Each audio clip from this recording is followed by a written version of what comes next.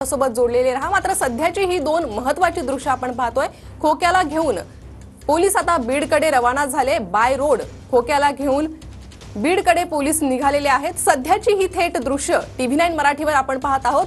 खोक्याला काल महाराष्ट्र पोलिसांनी ताब्यात घेतलं होतं आणि यानंतर आता त्याला बीडला घेऊन जाण्यात येत आहे। खोक्याला पोलिसांनी महाराष्ट्रात आणलेलं आहे। सकाळी 6:30 वाजता संभाजीनगर विमानतळावर त्याला आणण्यात आलं आणि आता खोक्याला घेऊन पोलीस बीडकडे रवाना झालेले आहेत। त्यामुळे यानंतरची आता कायदेशीर कारवाई बीडमध्येच होणार आहे। शिरूर कासार या ठिकाणी देखील खोक्याला नेण्यात येईल। तर खोक्याला घेऊन पोलीस सध्या महाराष्ट्रात दाखल झालेले आहे। खोक्या भोसले हा भाजप आमदार सुरेश धस यांचा जवळचा कार्यकर्ता। तर त्यानंतर सुरेश धसांवर देखील कारवाई व्हावी अशी कुठेतरी विरोधकांकडून मागणी होत होती आणि अखेर खोक्यावर आता कारवाई झालेली आहे। त्यामुळे सध्या यानंतरची कायदेशीर कारवाई काय होईल हे पाहणं महत्त्वाचं आहे। न्यायालयाकडून काय अधिक प्रक्रिया केली जाते हे देखील पाहणं महत्त्वाचं आहे। तर सध्या खोक्याला पोलिसांनी महाराष्ट्रात आणलंय। सकाळी 6:30 वाजता संभाजीनगर विमानतळावर खोक्याला महाराष्ट्रात आणलं। खोक्याला घेऊन सध्या पोलीस बीडकडे रवाना झालेले आहे आणि यानंतरची कायदेशीर कारवाई आता बीडमध्येच करण्यात येते। दत्ता, खरं आपण पाहिलं तर खोक्या माध्यमांसमोर येऊन देखील आपला बचाव करत होता। त्यानंतर कुठेतरी पोलिसांना त्याने एक आव्हान दिलं होतं आणि या सगळ्या आव्हानानंतर खोक्याला पकडण्यात बीड पोलिसांची एक 24 तास बीड पोलिसांना लागले। त्यामुळे कुठेतरी हे आव्हानच होतं आणि त्या आव्हानामुळे बीड पोलिसांसमोर एक अडचण निर्माण झाली होती असं आपण म्हणू शकतो। तर खोक्या भोसले हा 6 दिवस फरार होता, त्यामुळे बीड पोलिसांची मोठी अडचण झाली होती।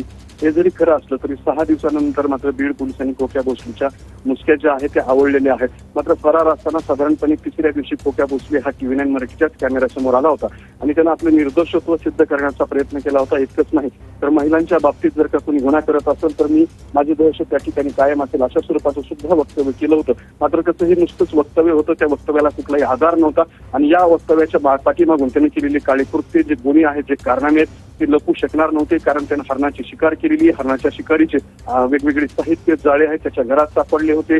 एका वन्य प्राण्याचं वाळलेलं मांस सुद्धा त्याच्या घरामध्ये आढळलं होतं आणि त्याने जी बेदम मारहाण केली होती त्या संदर्भातले व्हिडिओ सुद्धा समोर आले होते। त्यामुळे खोक्या भोसले हा कुख्यात गुन्हेगार असल्याचं स्पष्ट झालं होतं। विशेष म्हणजे खोक्या भोसले हा सुरेश धस यांचा कार्यकर्ता असल्याचं सुद्धा सांगितलं जात होतं। सुरेश धस यांच्यासोबतचे अनेक व्हिडिओ आणि फोटो सुद्धा त्याचे व्हायरल झाले होते। इतकंच नाही तर खोक्या भोसलेचं धाडस या टोकापर्यंत पोहोचलं होतं की त्याच्याकडे कुठल्याही मार्गाने आलेले पैसे असतील ते पैसे उधळणे, त्या पैशांचा करणे अशा स्वरूपाचे वेगवेगळे प्रकार जे आहेत ते सातत्याने त्या ठिकाणी तो दाखवत होता, करत होता। त्यामुळे सुद्धा खोक्या भोसलेचा हा गंभीर गुन्हे जे समोर येत होते, फक्त खोक्या भोसले हा गुन्हेच करत नव्हता तर त्या गुन्ह्याचं प्रदर्शन सुद्धा मांडत होता। ही सगळी मोठी वाईट गोष्ट होती की तो त्या गुन्ह्यांचं प्रदर्शन करत होता आणि त्यामुळे त्याचं धाडस किती वाढलं होतं हे सुद्धा महत्त्वाचं आपल्याला पाहायला मिळालं। त्यामुळे खोक्या भोसलेवरती कारवाई होणं अत्यंत गरजेचं होतं। त्यामुळेच ही जी सगळी प्रक्रिया आणि कारवाई सुरू आहे। खोक्या भोसलेचं घर सुद्धा काल पाडण्यात आलं होतं, त्याचे सुद्धा दृश्य माध्यमांमधून सगळीकडे पाहायला मिळाले होते। त्यामुळे महाराष्ट्रात कोणाचीही दहशत चालणार नाही आणि आरोपी कुठलाही असो त्याच्यावरती कडक कारवाई होईल असाच मेसेज काल झालेल्या कारवाईमधून आणि आज होत असलेल्या कारवाईमधून समोर आलेला आहे। महाराष्ट्र हे कायद्याचं राज्य आहे हे दाखवण्याचा प्रयत्न जो आहे तो या सगळ्या घटनांमधून झालेला आहे। आणि दुसऱ्या बाजूला जर आपण बघितलं तर आज खोक्या भोसलेला बीडकडे पोलीस घेऊन रवाना झालेले आहेत। छत्रपती संभाजीनगर मधून हे पोलीस जे आहेत ते बीडच्या दिशेने रवाना झालेले आहेत। पोलीस अधीक्षक कार्यालयामध्ये त्याची परेड करून त्यानंतर शिरूर कासार न्यायालयासमोर त्याला हजर केलं जाऊ शकतं। त्याला पोलीस कोठडी मिळाल्यानंतर पुढील तपास जो आहे तो वेगात होऊ शकतो। खोक्या भोसलेवरती आतापर्यंत पोलिसांकडून 3 आणि वन विभागाकडून 2 असे 5 गुन्हे दाखल आहेत। मात्र या व्यतिरिक्त सुद्धा त्यानं अजून काही गुन्हे केलेत का त्याचा सुद्धा तपास त्याला पोलीस कोठडी मिळाल्यानंतर होऊ शकतो आणि त्याचे सुद्धा आणखी कलम आणि गुन्हे जे आहेत ते वाढवू शकतात। अशा पद्धतीने सध्या खोक्या भोसलेच्या मुसक्या आवळून त्याच्यावरती कारवाई करणं जे आहे ते पोलिसांकडून सुरू असल्याचं आपल्याला पाहायला मिळते। नक्कीच दत्ता, एकीकडे आपण पाहिलं तर खोक्यावर पोलिसांमध्ये 3 गुन्हे दाखल आहे, दुसरीकडे वन विभागाकडे 2 गुन्हे खोक्याच्या संदर्भात दाखल आहे।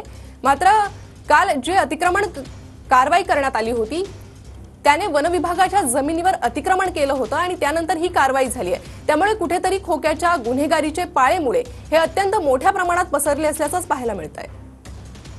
नक्कीच खोक्याच्या गुन्हेगारीच्या पाळेमुळे फार खोलपर्यंत रुपलेले गेलेले होते. कारण तो जो गुन्हे करायचा तर त्या गुन्ह्याचं प्रदर्शन सुद्धा करायचा, त्यामुळे त्याचं धाडस जे आहे ते मोठ्या प्रमाणात वाढलं होतं.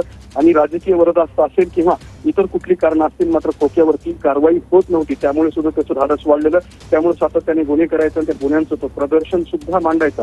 त्यामुळे गुन्हेगार म्हणून खोक्या गोष्टीची पाळंमुळे हे अत्यंत खोलवर रुपली गेली असल्याचं आपल्याला पाहायला मिळालं होतं. त्यामुळे त्या खोक्या गोष्टीच्या या गुन्ह्यांचं आणि गुन्हेगार म्हणून खोक्या गोष्टीचं सुद्धा समूळ उच्चाटन करणं हे पोलिसांसाठी अत्यंत गरजेचं होतं, प्रशासनासाठी सुद्धा गरजेचं होतं. खोक्या भोसले हा आपलं स्वतःचं घर वन विभागाच्या जमिनीवर बेकायदेशीरपणे अतिक्रमण करून त्याने घर उभारलं होतं. घर सुद्धा मोठ्या परिसरात उभारलं होतं. साधारणपणे 10 गुंठे 10,000 स्क्वेअर फूट परिसरामध्ये त्यानं आपला सगळा परिसर जो आहे ऍक्वायर केला होता आणि त्यामध्ये त्यानं घर सुद्धा बांधलं होतं. स्वतःच्या घराला तो लाईट हाऊस म्हणायचा. मोठ्या अक्षरात त्यानं स्वतःचं घर नाव सुद्धा घरावरती टाकलेलं होतं आणि घराला समोरच्या बाजूने काच लावले होते.